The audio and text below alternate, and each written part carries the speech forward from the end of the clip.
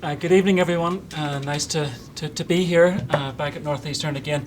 And I'm going to talk a bit about the Coromila Peace and Reconciliation Centre in Northern Ireland, just outside Belfast. Coromila is it's both a community of people who care about peace building and reconciliation in Northern Ireland, and also a centre, a residential centre, where Protestants and Catholics and people from all over the world, in fact, come to stay for programs in reconciliation and in conflict transformation. It was started in 1965 by a group of students, actually from Queen's University, and their YMCA chaplain, Ray Davey. Ray had been a prisoner of war in World War II, captured by the Germans in North Africa, and spent 3 years in prisoner of war camps. He came back to Belfast, and in the 1950s brought students, university students, both Protestants and Catholics, into Germany and to France in the rebuilding of Europe. He cared much about reconciliation. And when the students caught a glimpse of what reconciliation could, some of the possibilities of rebuilding and rebuilding relationships, they said Ireland needs a reconciliation centre. And together they bought an old derelict building on a cliff top on the very most northern part of Ireland for $7,000, and started to, and really they wanted a place where, in a very segregated society as Northern Ireland was in the 60s and in the 50s and the 60s, they wanted a place where Protestants and Catholics could come together and learn about community, learn about embracing differences, and learning about sort of exploring sort of what it means to live in peace. There was in the time in the 60s there was a lot of disparity, a lot of housing segregation, employment segregation, education, a lot of real inequities in society in Northern Ireland. So sort of springing out of that, the students felt that there needed to be a place where Catholics and Protestants could come together. So since 1965, the place has really been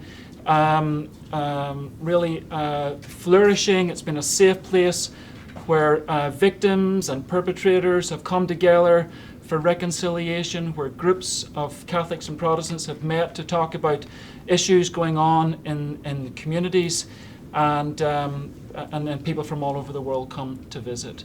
I personally got involved in 1993 when my girlfriend was volunteering there. She was over from the States, and we started. She lived on site. It's an organisation that depends a lot on voluntary work, and I started to get involved in sort of volunteering, just helping out. And when groups of families would come up, just by being there and witnessing some of the transformation that was happening in the community. And in 2005, I was the director of the centre for 5 years, and I'm still very connected to the work. Well, thank you for coming out, everyone. Really happy to be here. My name is Justin Bergeron, and as Gordon said, I'm the executive director for Peace Through Play here at Northeastern. And Peace Through Play started in 2006, and essentially what we saw was that there's a lot of violence, especially youth violence, plaguing communities around us, around Northeastern, so in Roxbury and Dorchester specifically. And essentially the approach that we take to solving this problem is that there are a lot of programs now that are working with older youth who are already sort of down this path where they're dropped out of high school, they're in the system, and we essentially decided that we would take a more preventative approach. And so what we do is we work with students in kindergarten through 8th grade, and we teach them basic conflict resolution skills and socio-emotional development. And so the approach we use to do that is we play games. And so essentially, and it sounds kind of silly, I guess, when you say we play games with students and this teaches them conflict resolution skills, but one thing that we've really learned over the years is how games are an incredibly effective tool for teaching youth, because they're having fun. And you learn a lot better when you have fun. So essentially what we do are we work with these youth using activities and games, and then after we play the games, we use a debrief to talk about how they can bring the skills they learned in these games back to their community and back to their school. So that's sort of the premise of what we do. And so our goal, ideally would be to end youth violence in Roxbury and Dorchester and in these communities. But recently we've taken a focus more on bullying within the schools. We found that, and Boston has found that Massachusetts has passed a lot of anti-bullying legislation. There's a large problem with students, even within their schools, bullying with using violence against each other. So we've essentially taken a sort of multifaceted approach to addressing bullying because it's something we can measure. And so, if there's violence in a community, it's hard for us to say how we've affected it. So essentially, we've shifted our focus to making the school climate something where students want to go, where they feel safe and comfortable and happy to be there, and then working with the students to sort of address conflict that they experience throughout the day in their classrooms, in the hallways. And the idea is that as they get older, we develop more and more complex socio-emotional skills and conflict resolution skills, so that eventually by the time they reach high school, by the time they reach these ages where it really starts to matter, like the violence tends to get more intense and the problems tend to get greater, they have these skills so that rather than having to work with youth who've already kind of got into this trap, I guess, of violence, we've dealt with the problem beforehand. So that's essentially what Peace to Play is. I've been involved for about 3 years now. I've been on the executive board, and I originally started just because the concept to me was so, it was really inspiring because you don't see a lot of student groups that actually work with the local communities in the way that we do. Like, we actually go in, and as a volunteer, you get the opportunity to, once a week or twice a week, work with youth, developing skills, learning their stories, really connecting with them. And it's a lot about building this community. And it was something that I thought it was great, how I could go in every day and really make a difference in the lives of a lot of kids that don't necessarily have consistency in their life. They don't have, their parents are working a lot, or they don't have, supportive, like a father figure, something like that. So if you can come in every week and be there for them to support them, then that really adds something to their lives. And I don't know, I haven't stopped since. So. Okay, my name is Bobby Gottschalk, and I co-founded Seeds of Peace in 1993 with John Wallach. It was John Wallach's idea to put Seeds of Peace together, and I just happened to meet him when my book group brought him and his wife to talk about their new book, which was called The New Palestinians. And after they talked about this book, John said, I have an idea, and I'm wondering if there's anybody in this room who'd be willing to help me. And here's the idea. I want to bring together young people from the Middle East and have them meet each other at a camp in Maine. And I'm just hoping that would eventually bring about the development of leaders who would be compassionate toward each other. And I was between jobs. I had done lots of other things. I had started many things. And I'm one of those people who likes to build things from scratch.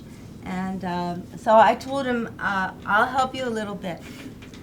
Okay, it's 19 years later. I'm still working on this morning, noon, and night because it's an endless job, really. And even if peace broke out in the Middle East by some miracle, we'd still have to take care of it and prepare the next group of young people. So it is completely endless. And also, I was a camper in Maine, and some of you may have been campers in Maine, and I was a counselor, and I was a head counselor. So I knew a lot about camping, and John was a journalist and knew nothing about camping and knew very little about putting a program together or anything about children's programs or young people's programs. So he was the person out front, and everybody knew Seeds of Peace by John Wallach, right? But I was behind the scenes trying to put the program together. And John insisted that we put it together right away. That was April, and he wanted it to be in place in August. So anybody who's trying to put together an international program knows that that's impossible, right? Couldn't happen. So I was comfortable with that. It wasn't going to happen. I told him, well, you know, by the time it gets to be the end of July, if it doesn't look like we've got all the things in place that we need, we'll tell people that we're still going to do it, but next summer, which I thought was a much more realistic lead-in time. However, we did it anyway. I must say, I told the group yesterday that we probably made every mistake a group can make when they first start out. But it's such a great idea, and people really buy into it because nobody wants the next generation to live with an ongoing conflict. And the idea that you could bring together young leaders and develop their leadership skills to the point where they wouldn't want to fight with each other. They might, and maybe they would want the same thing for the other people as they want for themselves. That's a very compelling idea. And it was the reason that the first parents sent their young people to an unknown program in the woods of Maine, run by people they didn't know. And it was 6,000 miles away. I really couldn't figure out why they were doing it. And after we did it for the first time, I went and visited their parents and their schools. And that's basically what they told me. They didn't want their children to suffer the same way they had. And we set this program up in such a hurry that we didn't have time to create a selection process. So we asked the three entities, there weren't all governments. The Palestinians still had their leadership in Tunis. This was in 1993, before the Oslo Accord. The Egyptians have a government and the Israelis had a government, but I had to chase down Arafat in Tunis all the time, and there weren't any cell phones. There was only a fax machine, and he was trying to avoid getting assassinated. So he went to a different place every day, at least once a day. So, and he was, as everybody knows, he liked to be in control of every little detail, including the group that was going to go to Seeds of Peace for the first time.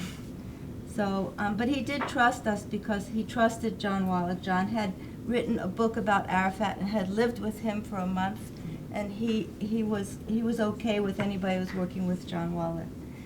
But even though it was kind of funny for a Jewish girl to be chasing down Arafat on a daily basis, and I did enjoy that. John really, there were a couple of reasons why John wanted to put this program together.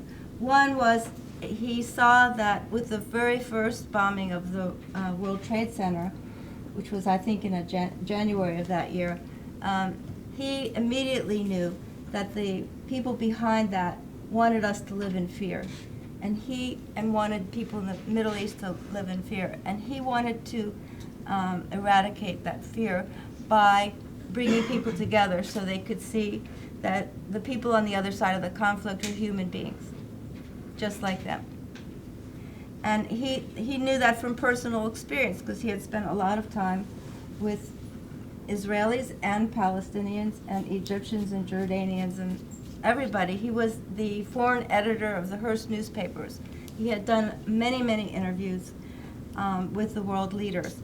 And he and I needed each other because, as I said, he couldn't have put the program together by himself, although he had lots of ideas for doing it.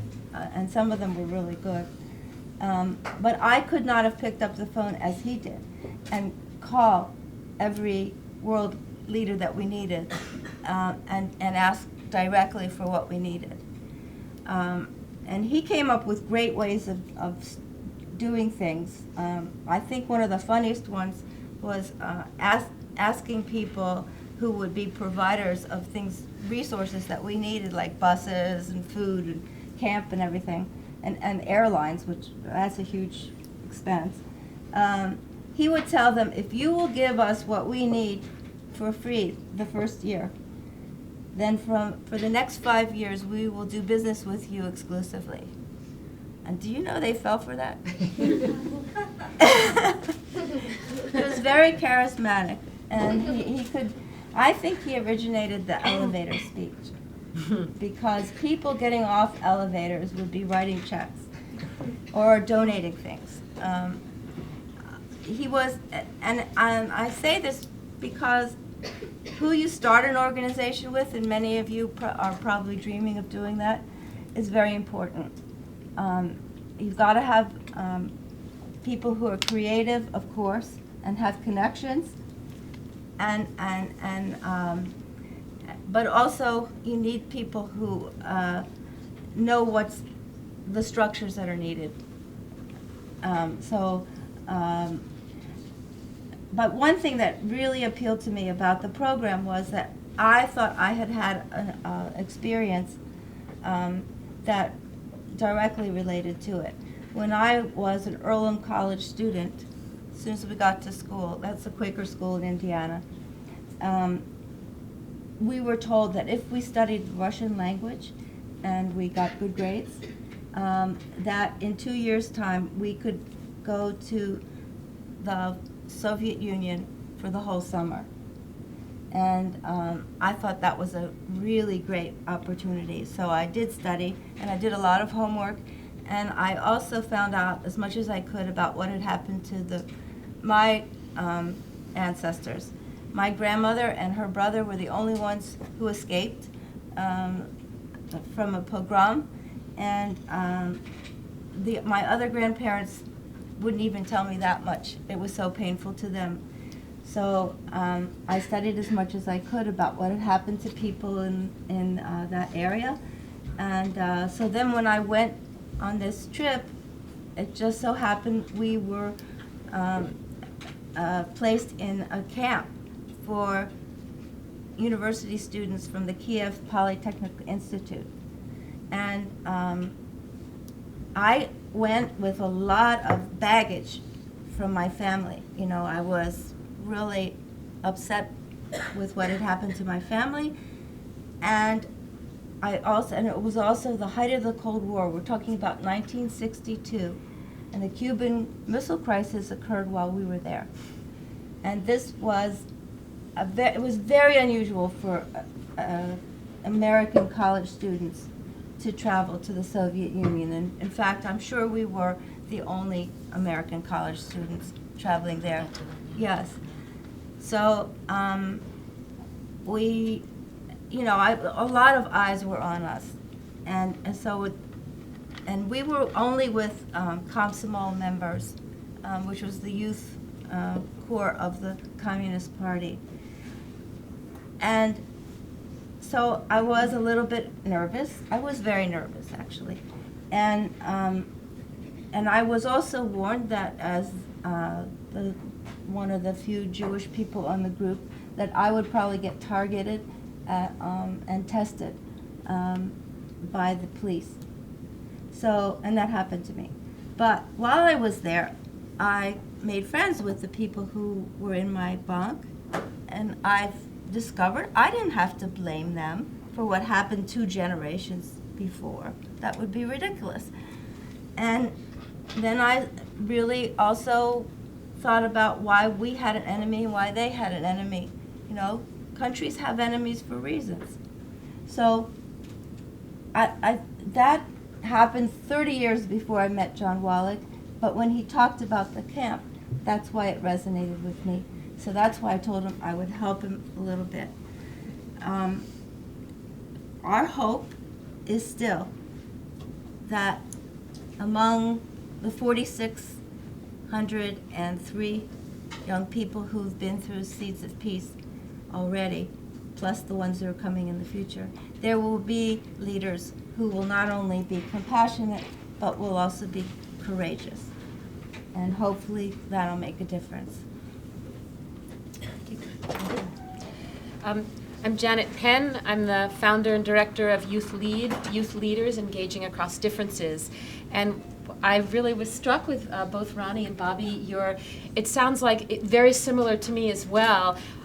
Something happened, a door opened, and I walked through. So for Ronnie, you met somebody, a girlfriend, and all of a sudden your life path gets laid out. You're at a book group and meet someone, had no interest in doing this.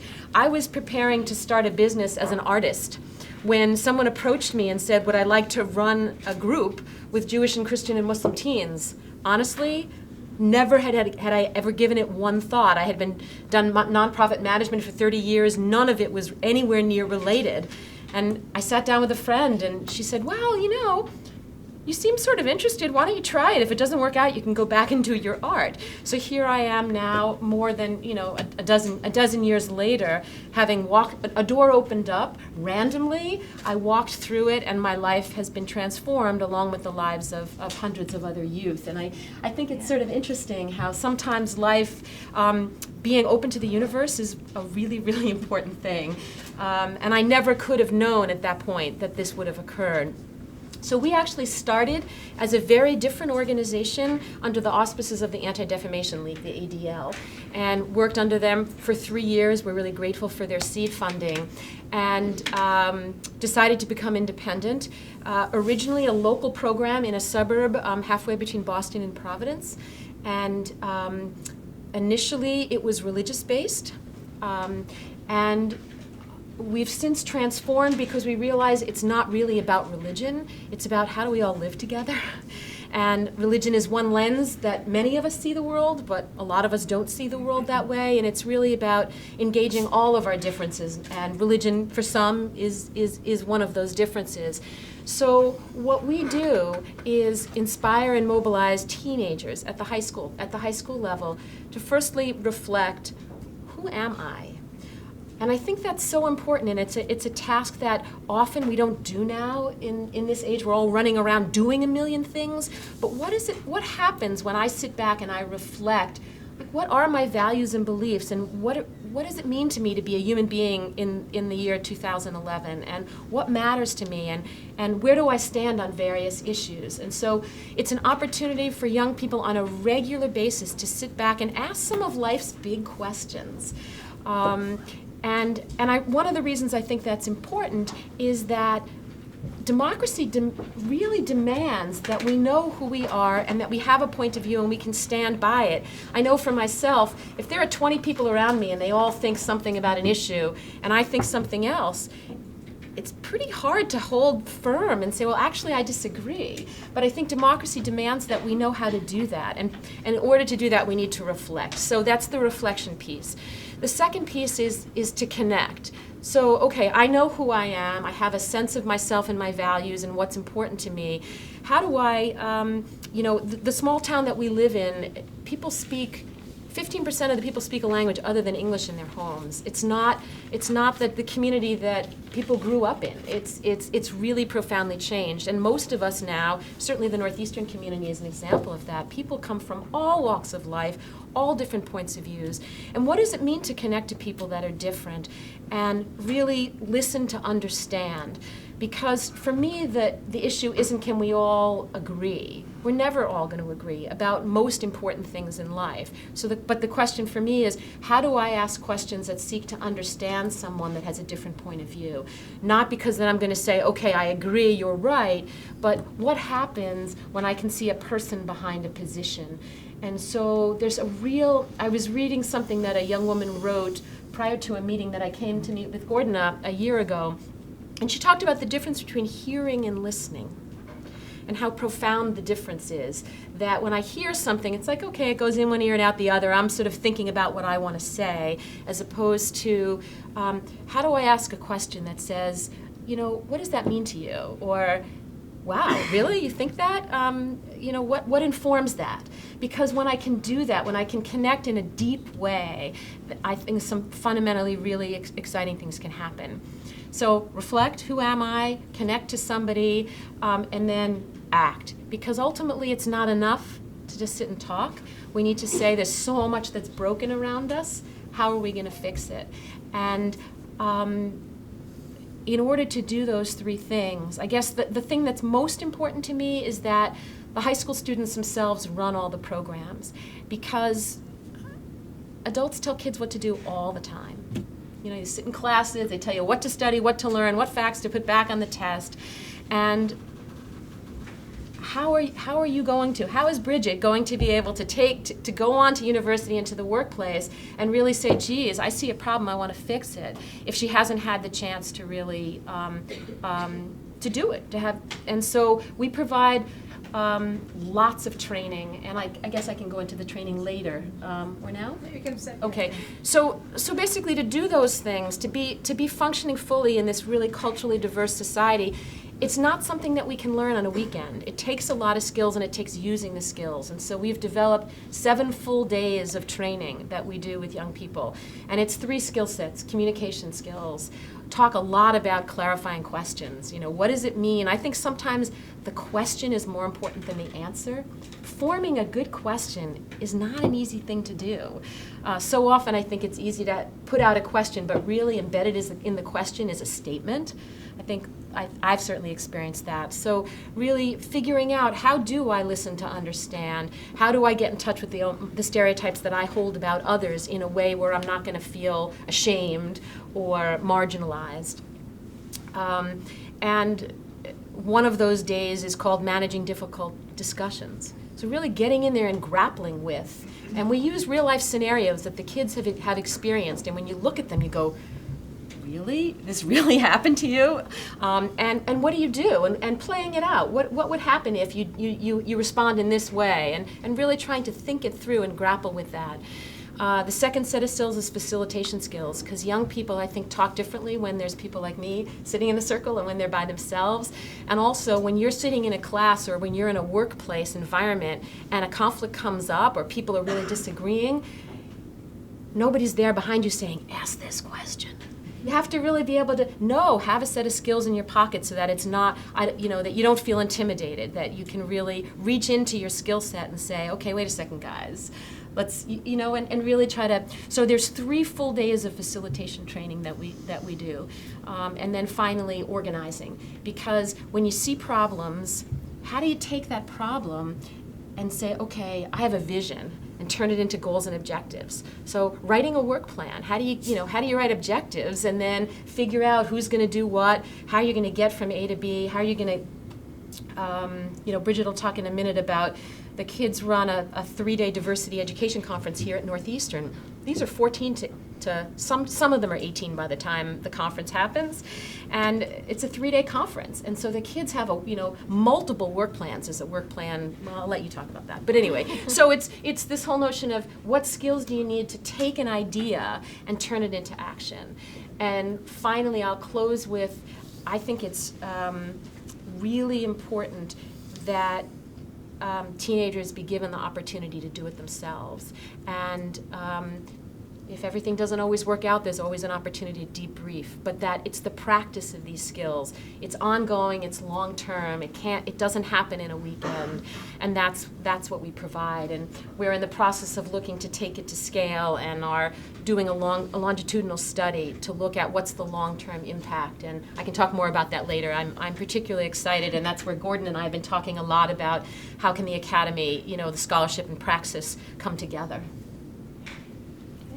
So I'm Bridget, once again, and I'm kind of, in a way, a product of basically what Youth Lead is about, and have experienced pretty much all of the organization really has to offer. So I'm hoping that I can kind of give some examples on, what, not only what the goals of Youth Lead are, but what the participants have been able to do with what we've learned through the execution of these goals. So just to add a little bit on to what you were talking about, 2 of the really main goals of Youth Lead are really cultivating dialogue skills, being able to understand yourself first of all and reflect on who you are, and then learn about the people around you. And I mean, everyone around us is different. We all have our own cultural differences. We all have very different ways that we identify ourselves. And through understanding ourselves, we can then move to understand other people. And the way that we do that is through talking and dialoguing. And so a lot of what Youth Lead aims to teach participants is really communication skills, listening skills, really understanding what a dialogue is about, which is not just being there to present your own opinions, although your own opinions are really important and it's important that you express that, but really be there to listen to what the people around you have to say about themselves. And through listening and really trying to understand where they're coming from, that's how your own perspective may change. And even if it doesn't change, that's okay, but the fact that you're opening yourself up to different perspectives is really important. And this is really interwoven with the idea of youth empowerment, which means giving, in this case, high school students an opportunity to come together and, take on these projects. And instead of having adults telling you this is what you're going to do, or this is how you're going to do it, you really have an adult sitting in the room. You get to come up with what you want to do. You draft your own work plans, and you're really responsible for the project, the success, or in many cases lack of success of a project, but every single planning step along the way of creating a project, and then afterwards really saying, how did this work? Looking at and examining how a project ended up is really an important life skill, just because not everything does work in the end, and it's important to examine how you can move forward or how you can change things. So an example basically of how really all the goals of Youth Lead were able to come together is in the TIDE conference, which now is the Teenage Identity, Diversity, Education Conference. And I've gotten to run the conference last year, and this year I'm running again. It's been held at Northeastern, and it really is a great example of what the goals of Youth Lead really are, where me and a co-chair, we basically got to plan everything from the minutiae of the conference, all the logistical things, to the actual the workshops that were going to occur at the conference. And the goal of the conference is really to bring kids from across the country all together and to teach them the skills that Youth Lead tries to teach its participants in Sharon, so the dialoguing skills and how to communicate and how to listen to what other people have to say, and some facilitation skills, and then to actually use these skills in dialogue about different topics, whether they're conflicts around the world or really just enabling people to talk to each other and learn about each other.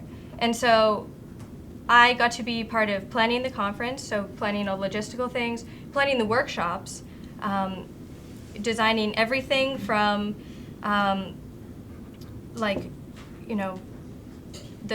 the questions, like the very questions that we were going to ask, the lesson plans in a sense that we were going to teach everyone, and then really just every single thing that made up this conference basically came together under me, my co-chair, and a bunch of other kids that worked with us. So it's basically a really cool experience because we're able to learn all of these skills, all these dialoguing skills, and then in addition to that, learn how to plan everything and really be responsible for our own goals and not have someone there telling us, what we need to do, but instead we define that and we have to execute that. And really having it all come together and being able to learn all these things, teach other kids, and then use them in conversations with each other, and then later on in our lives, like in college and beyond, in the workplace and just dealing with different conflicts. They occur all over life. So that's really the mission of Youth Lead in a sense, and the TIDE conference is a really good example of how that mission plays out.